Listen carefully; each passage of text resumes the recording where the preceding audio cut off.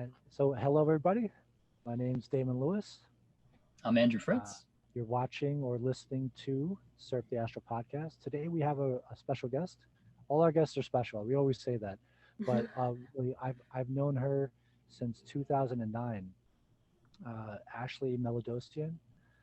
Uh, she is a co-founder of Mosaic Wellness, and she's been uh, doing out of body experience, like teaching for 15 years and a whole bunch of different topics. I actually learned from her. That's one. She was one of the first people that I met when I started learning this, in a formal setting in 2009. So I'm really happy to be talking to you again today. We've seen each other throughout the years, I'm and happy to be welcome. here. Yeah. Yeah, welcome to the show. It's good to meet you. Yeah, thanks Uh, for having me, guys. yeah, absolutely. Um, so I guess maybe could you just speak on just where did how did this journey begin? You said you've been kind of exploring this, teaching this for 15 years. That's a long time. How did that journey begin with out of body exploration? Yeah, so I think it most likely started in high school where I just started to get interested in this topic. Um, Originally, I somehow found my hands on a book about astral projection in 11th grade. And to this day, I don't remember like why I chose to pick up that book, but I purchased it, and it was one of Yogananda's books, like a diary of a yogi, and it started mentioning things about out of body experiences. And before that time, I never really read about anything like that formally. So I was kind of like, is this real? And as I read on and on, he was really specific about some of the aspects of it, and I was like, this sounds so real. This like, I kind of went from being in disbelief to just thinking there's really something to it. I need to kind of investigate this further. So at that point, my one of my friends was also interested. I shared the book with him, so we started to try to have OBE attempts. So that's where my studies kind of started. Although after I had some out of body experiences, I realized I actually had been having them long before I read about the book. But at least Mhm. that's the formal part. Got it. Very cool. Cool. So, how did you how did you actually go from just wanting to learn and then getting into teaching? Like, where did you make that leap? Did you find that it would help you more, or just like you were so interested you just wanted to share? Like, what made you cross over into that territory? Yeah, I guess it was kind of a long journey because I started becoming interested in that in high school, and I didn't start teaching until I was like 25. So there was like quite a few years in between there. But what made me want to teach? I guess the first thing was I just started to take the whole thing very, very seriously. So I got to this point where I just said, I think this is real, and I'm going to do whatever it takes to see what this is all about. And I really liked it because I've listened to some of your other podcasts, and I think, Damon, you were saying at one point, like, I'm going to go from being like pretty good at this to being like really good at something like that, where you were kind of like willing to document yourself in a public way. And I kind of felt like that too, where I was like, there's a lot of people that don't know if this is real or not. And I suppose that since I don't know if it's real or not, if I actually learn, I'll be able to help people probably more than somebody that just automatically knew it was real and was doing it forever. So that was kind of like what inspired me to just be as serious as I could, because I thought if I can do this, I will probably be of great service at some point to some people. So I kind of started documenting my journey, just writing about it and seeing if I could kind of pay attention to all the doubts I had and the things I didn't know. And then at a certain point, hopefully know more, and then be able to help people to go from where I did. So that's kind of what interested me in teaching. And then I did take it, like I said, I took it really seriously, and I ended up getting a fair amount of results after a short period of time. And so that also showed me that I could be talking about this, I could be teaching this. But another thing that I liked is at the time, I started taking classes at the IIPC, which later became IAC, as you know, Damon. And Yes. I really liked some of the people there. So at that time, some of the people that really inspired me and that I saw they were really trying to be good people and trying to be as open and authentic as they could. And I just really felt like, hey, these guys are in a place that I'd like to be. I'd like to be able to speak like that and teach like that. So that also kind of made it so that I wanted to be part of the teacher training program and eventually teach this. And that's where I first started teaching these things. Obviously now I taught in other places, but that's kind of what got my journey started. Cool. Very cool. And could you talk maybe a little bit about maybe what some of your initial out-of-body experiences were like, just so the viewers have an idea of what that was like, and maybe kind of where you're at now, maybe how it's changed or what you're kind of exploring in present time. Yeah. So at first, I was just doing what I was told in some of those earlier classes, which is just write down every single dream you have. Even if you don't know if it's an out of body experience, just write it down. And I started doing that right away as soon as I got that advice. And so one of the first things I wrote down was actually a dream that I had with my cousin. And my cousin and I I've actually a decent amount of cousins, but this particular cousin and I, we hadn't been speaking for probably about a year. I think it was about a year, maybe a little more, maybe a little less. But she was going through some things and she stopped talking to my family. And a few other people as well. But I had this kind of dream that was vivid with her, and we were speaking together, and everything else in the background was just kind of like it disappeared, and it was just very clear, very real. And that was the time that I started writing things down. But I also had done an OBE attempt that night. It was the day after my first class in the IAC or IAPC at that time.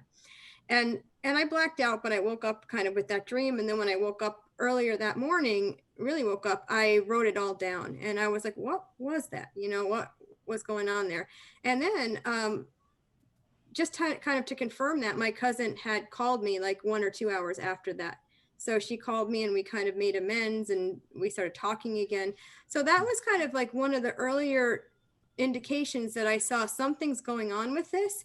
And then from there, I started to have more and more things like that that just continued to evolve until I got to the point where I was fully lucid during the takeoff. And then it was much more easy to confirm, okay, I'm really having these full OBE experiences. But that was the first thing that really was like, okay, I see this is working. I see there's something to it. So that was kind of the earliest one.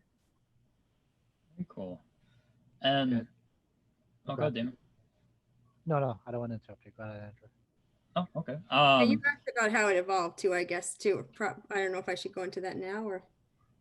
Yeah, actually, why don't you do that? And then there's something you mentioned that I want to touch upon maybe a little later. But yeah, if you could about now. Sure. Yeah, sure. So now I would say it evolved quite a bit. I would say the first few years of this, I was just having a lot of OBEs that were more centered on my bedroom. So I had a lot of almost like educational OBEs. And I sometimes look back and wonder, was this the helpers or like non-physical spirit guides helping me to be like very technical? So I had all sorts of ones like that for the first few years, where going through a wall, coming back from the wall, like looking at my like bed and then coming back, or not being able to move much because I was right next to my body and then trying to move, like those kind of like very like educational but kind of simple ones. And then over the years, I would say the thing that progressed most is just the versatility that I have now. It's much different than before. So I would say before I was a little bit more of an apprehensive person. Like if I found myself in dimensions or in places where I was alone, but I didn't know where I was, if it was unfamiliar to me, my tendency was to actually want to go back to my body as soon as possible, which is not a great thing if you're teaching OBEs, but that was kind of be like, I don't want to be here. I just think of my body. And the other thing was I was a little bit like more squeamish back in the day. So I didn't really have probably as much confidence as I do now. But there were times when I deal with people out of the body that maybe they didn't have the best energy, or they gave me a vibe that was a little bit like, maybe that was intimidating. And I also would feel like I just would kind of go back to the body in those situations rather than deal with them. But now, as I've grown older and hopefully a little more mature, I'm able to kind of deal with those different situations, at least like a lot more. And I find myself going to different places. And I find that if I see somebody that looks sick or that doesn't have great energy, I try to like still be present and actually absorb that kind of feeling and just be okay with it and think to myself, I'm okay with it. I'm strong enough that I can deal with this. Like someone has to help with this. So I feel like it's my psychology that actually has changed the most. I wish I could tell you that my performance with OBEs has gotten way, way, way, way better, but it got better for a while. And then once you have a kid and you're woken up like all the time, like, many, many times each night, I can't say that I've had like the best record the last 2 years, but other than that, you know, I can say when I have experiences, they're a bit more rich in nature. Very cool. Damon, do you want to? Yeah, I'm going to make a comment, and then you can ask your question just so you don't forget it. Ashley, I think that's a great point. You made a couple of great points that I just want to sort of highlight as to one of the things I did learn early on using the techniques that you helped me learn was that doing the energy work is not just about, we talked about this with Martin too when we did our interview with Martin.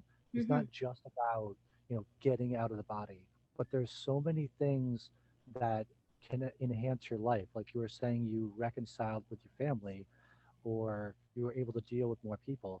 I've had those experiences myself where, maybe I haven't gotten to the peak of what I want to do as far as getting out of my body, but I can deal with being in the subway or talking to a stranger or psychic self-defense, all these other scenarios that there's hundreds of different benefits to doing the energy work and to, making this a lifestyle and not just the one goal. I completely agree. Yeah. And would you say with some of those experiences, you kind of ending up in different dimensions, maybe different, beings of some sorts, maybe you're coming across, do you sense that you found more acceptance or maybe neutrality over time out of the body? And is that a fair statement, or did that reflect maybe, or just in your waking life or just day-to-day life, did that also translate over into just meeting people in the body and, oh wait, I have more acceptance or neutrality of whatever type of energy you're coming across? Did that happen to you? Or? It's a really great point, and I don't even know if I ever thought of it that way, but I think you're probably onto something, because I know like the way I was raised was a little bit rigid, and as I've gotten older and older, I kind of moved away from that. So there's probably something there to what you're saying, and definitely like I try to hold the same posture out of like in the body as well with people where I try my best to just be present regardless of who it is. And so I think you're probably right that there is probably a direct correlation there.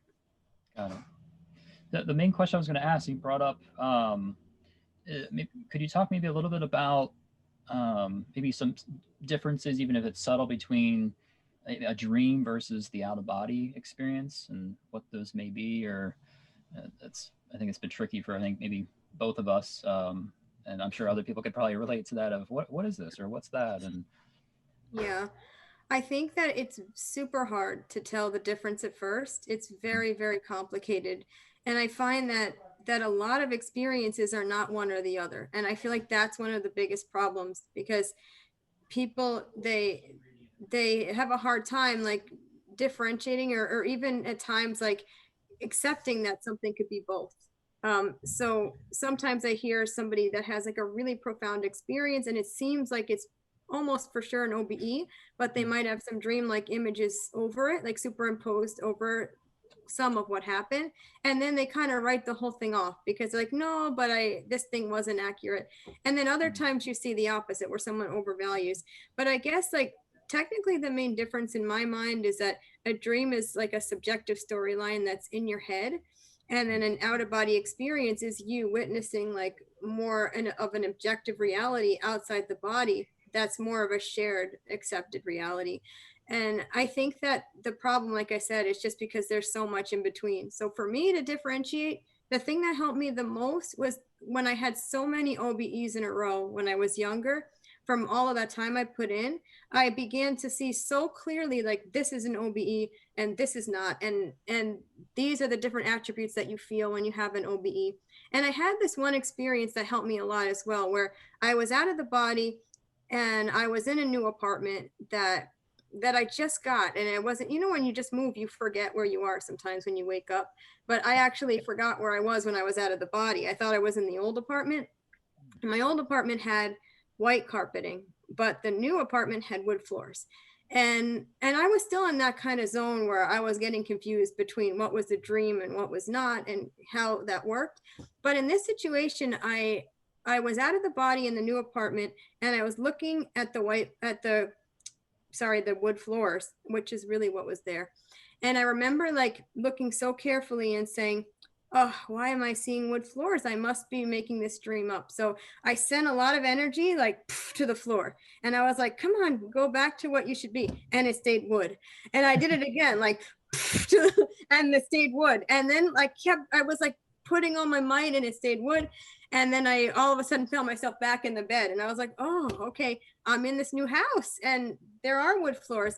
But that kind of gave me a lot of reassurance that if you are lucid enough and you're out of the body and you put enough attention on what you're looking at or who you're looking at, you are going to see more of an objective reality. But if you're out of the body and you're not putting as much attention, I think that's where there's a lot more room for the lines to blur, where you're having like a bunch of like your own made up images over.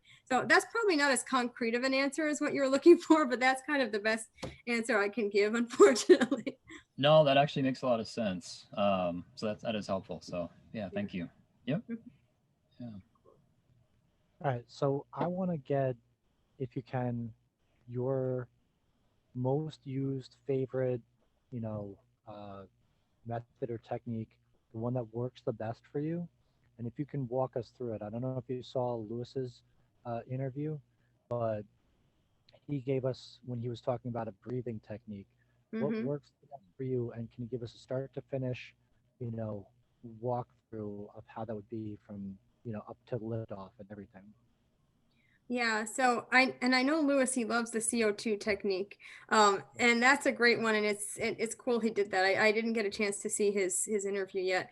On my side, I don't have like a go-to technique, and I don't even know how best to. And I saw you might ask that question actually, and so I thought about it, and I don't want to make up a technique just to to sound good. I barely use one. Yeah, the thing with me is that I'm very much focused on like saturating yourself with the ideas of projecting, like throughout your day, and working a lot of energy and just making sure your environment is like very like up to date, clean, and there's no energetic knickknacks. And I'm happy to explain that part of things. But once that happens, I tend to have pretty good luck just like being aware and observing my reality. And then I tend to be okay to have an OBE. But I actually feel that like any other technique that you kind of put on top of that, for me, it just gets in the way. Well, okay. So the follow up, that time period you were talking about, I realize it was probably months and even years of work putting into having multiple experiences in a row. But can you try to at least summarize what made that shift? What gave you that? What built up? Uh, Doing energy techniques, things like that. Try to give us a little tip if you can to. Yeah, sure. So I did I did a few things. There was that huge book, the projectiology book that Valdo Vieira wrote, that like 1,000 page book. And when I was still in college, like I made a point to read a little bit of that book each day. And I think 10 pages of that book takes about an hour or so, and it was 1,000 pages. And I took a lot of notes, and I tried to just like make sure that I was really, really up to date with anything I read. If anything wasn't clear, I'd go into the library and look up other sources. So that was one thing I did every single day to try to saturate myself with the idea of projecting. The other thing I did was energy work, and I would try to do like between 10 to 20 vibrational state attempts each day. And so that was something else that I was just trying my best to do regularly. And I used to go around, this was like before you could really, like, everybody had smartphones. So I used to have like these dinky pieces of paper in my pocket that I'd be like writing my energy attempts on. So the other thing I would do is just making sure that my physical space was energetically clean. And so, you know, that the de-knick-knacking technique where you kind of go through all of your belongings and you kind of determine which items feel like they're more myself, or which bring up like older memories which are no longer relevant to me, or which might give me a vibe that I no longer want in my life. And you basically take anything that doesn't feel right out of the room. So that's the other thing. And then at the same time, I started to be more strict with myself with what I was allowed to do in my bedroom and whatnot. So before that, I remember kind of like talking to my friends on my phone and just sitting on my bed and talking about anything I wanted. Just kind of like doing sometimes homework on my bed or work on my bed. And I just like became much more strict, where it was like when I go into the bedroom, the only things that I'm going to do are more neutral things, read about astral projection or do energetic work. So it just became like this kind of whole lifestyle thing. And then on top of that, I always, for me, I found that I was always a little bit more attuned to non-physical consciousnesses. I didn't always understand the details of what I was perceiving, but I always kind of perceived them. So when I started taking these classes and having more experiences, I could perceive that they were willing to work with me. And I actually started to dedicate an hour of my time each night. And this was for maybe like 2 or 3 years, to just sit and to kind of write information down that I connected with them. So it was just, it sounds like kind of strange. I don't know if I'm saying it right, but I would kind of put myself in a state where I'd be open to them, and then just kind of like working on any projects that came to me as a result of connecting with them. So as a result of all of those things, I just started to have regular OBEs like quite a bit. And so that was kind of my go-to way. It's just like this whole lifestyle thing. I didn't really necessarily find that any one technique really benefited me very much. So I tried a bunch of them, and I still teach them because I see that other people get results. But I personally find that most do get in the way. The best I can say is when I try to leave the body, I just kind of shift my mind to pay more attention to the non-physical things. I let my physical body go numb, and then I let myself fall asleep as much as I can without fully falling asleep, and then hopefully the lucid takeoff will happen. Yeah, and I think what you're saying there, you more than you know, is a really big piece of the puzzle. Like each person we're talking to has this wonderful tip or piece of the puzzle to give us, and that's a wonderful, talking about your room and everything like that. And just to add one small thing, if Yeah. people are listening or watching, if you want to see if you have an energy blockage, try cleaning out your junk drawer. Try cleaning out something that's old, and if you can't do it, that's a blockage. That's a great point. Yeah. So. Yeah, I like that. Sounds like you almost made like in regards to the bedroom kind of like a ritual almost, like kind of like removing certain things and then starting like a ritual. I like that. Yeah. Yeah. When you talk about, I think you said non-physical consciousness. I think maybe you even mentioned you felt this kind of maybe a nudge to kind of pick up that first astral projection book. Do you sense that this is your, your guides, in that beginning point, and maybe even just recently what you're talking about? Do you sense that's spirit guides kind of helping you along that journey? Or? I think so. I have to assume so. And I don't know for sure because I don't remember the details of that book, but I can't think of why else I'd pick that up. Like I was really not the most like, I don't know, studious person at that age. So I wasn't like reading lots and lots of books.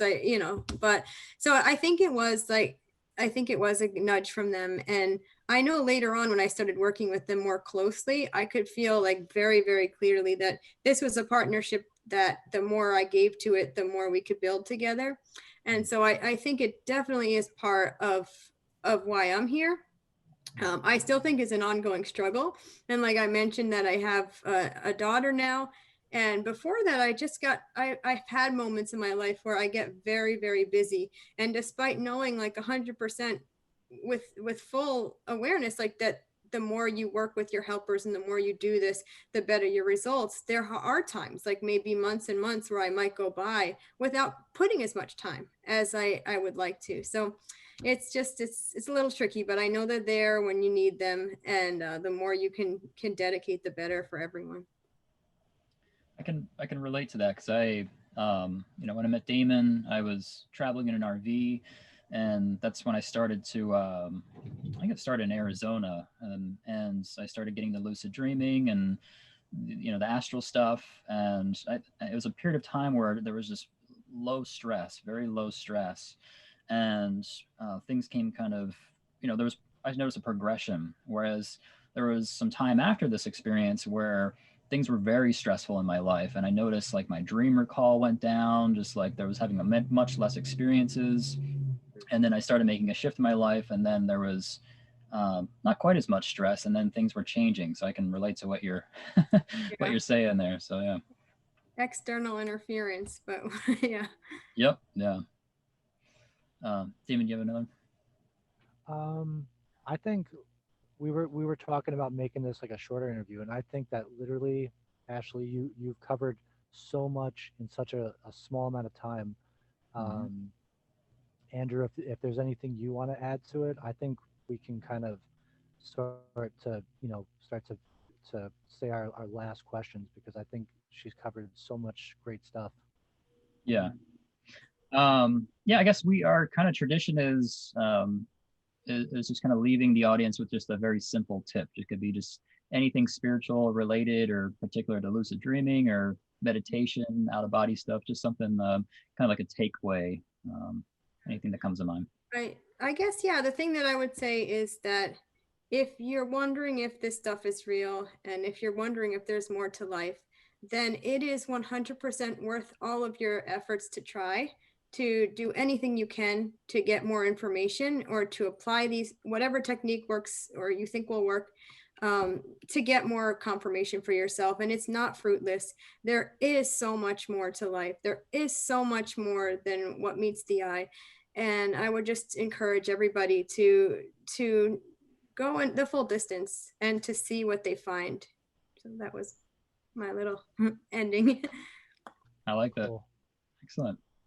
Well, Ashley, it's been nice to meet you and talk about your experiences and sharing your wisdom here with us. So we appreciate you just taking your time and just your energy to be on here with us tonight. So thank you. Thanks so much. Yeah, it's such a pleasure. It's nice to meet you, Andrew. And Damon, it's always great to see you again. And anytime, it's really great. And so thanks so much. You're welcome. Yeah. Everybody, you've been listening to the Surf the Astral podcast. Again, tune into us next time, and feel free to leave a comment, share, and we'll see you next time. Take care. Bye. Bye-bye.